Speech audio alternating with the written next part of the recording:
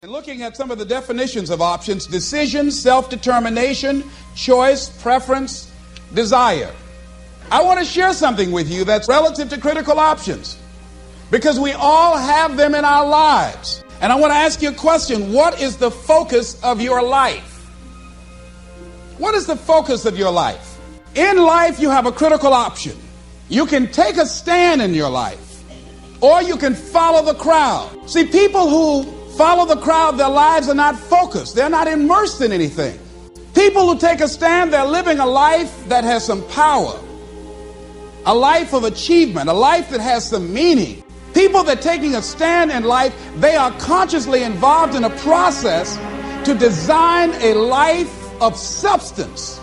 People who are following the crowd, these are people that they're just doing what everybody else is doing. So that's a crowded road over there. They're following the followers. I want to talk to you about taking a stand with your life.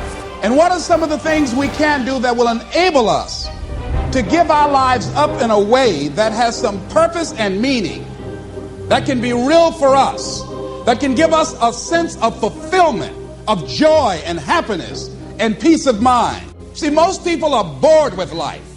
Most people feel that life isn't worth the hassle, that life is just wearing me out. It's boring, it's monotonous. I have nothing to look forward to. Here we go again, another Monday morning.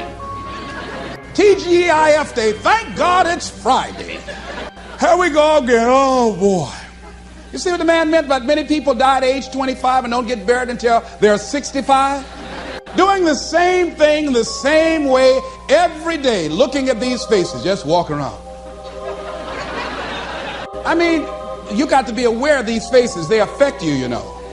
Try to stay around pleasant faces, and if you have an unpleasant face, try and smile more. It's good for your health. And there's another dividend: you look better too. So, looking for a way in which we can begin to give our lives some special power. Number one, commit yourself to giving your best at all times. Now, that's not easy. See, most people, and particularly those who are working in corporations, they're finding now they've got to change their behavior. We're now involved in a world economy. We will never do business the way in which we've done business in the past. We will never be able to, in the American workplace, do just enough to get by. Now the standards have been raised. Quality and productivity has been increased because of the competition. And so now average performance will not be enough. This is a new day. Competition is fierce. So people who've been locked into a behavior pattern are working just hard enough to keep from getting fired. They're being laid off, are forced into early retirement. It's a new game now. So now more than ever, it's about increased productivity. Now more than ever, it's about superior quality service. Now more than ever, it's about creating a positive atmosphere in the workplace, and people that have that competitive age, people that are hungry to make it. So you got to be hungry now. You can't just casually walk around, well, I'll get to it later on. Oh, no, this is a new day right now. Committing yourself to give your best at all times, regardless of the competition to do otherwise, or the influences of negative people that will tell you, hey, look here, don't push yourself too much. Now's the time to push yourself, to always get in the habit of giving the best that you have to share. Thinking about a situation where I had to give a lecture out in Los Angeles, California for Xerox Corporation. A part of what I do when my profession is doing corporate training. My passion is doing training with kids.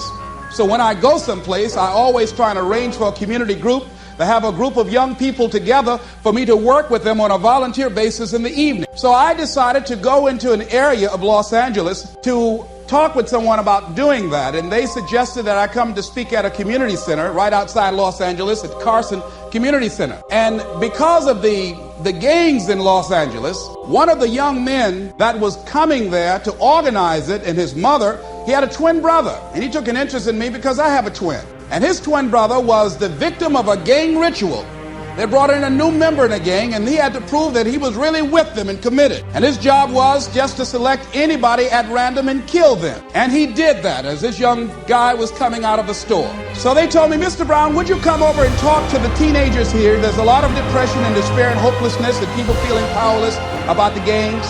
And bring with you some handouts and materials so you can do a workshop. And parents will be involved too. Would you be willing to do that? I said, well, I'm doing a full-day seminar, and I'm usually just physically exhausted afterwards. How many people you say you're going to have there? We guarantee at least 400 to 500 people there.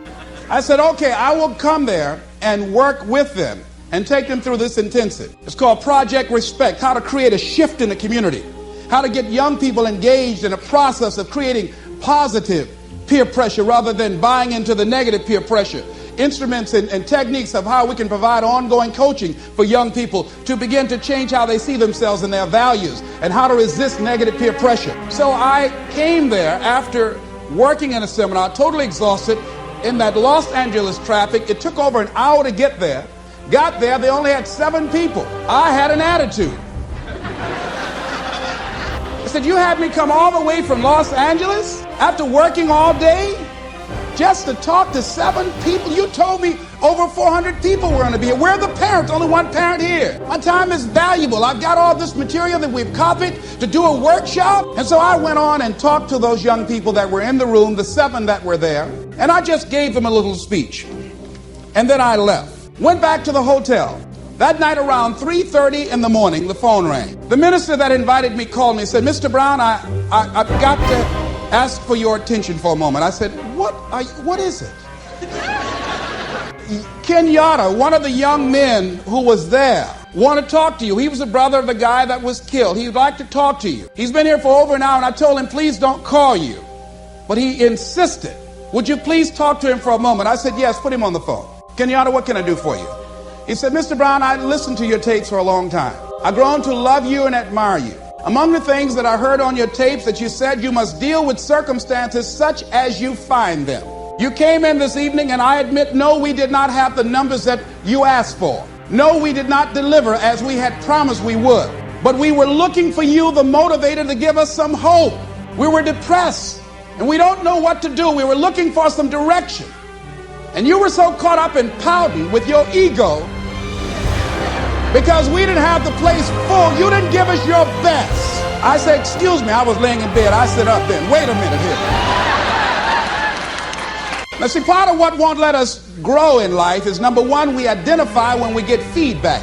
We start taking it personal. Number two, we start to justify. So I became defensive and I said, wait a minute, I worked all day. I didn't charge y'all a quarter for this. I went carpet material. I came over there. I was there to give a training for the people, and all y'all had to do was bring people there. If you don't do it for me, for the next speaker that you have, at least provide an audience for him to work with. He said, are you through, sir? I said, yes. Mr. Brown, you said you must deal with circumstances such as you find them. We went round and round for about 45 minutes. Because my ego on the line. I can't let this young boy out debate me.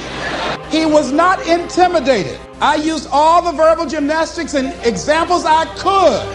He would not budge. And I said, okay, I'm sorry. Give me a break.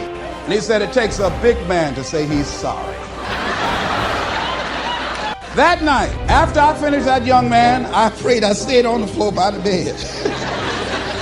I said, Lord, if you ever give me a chance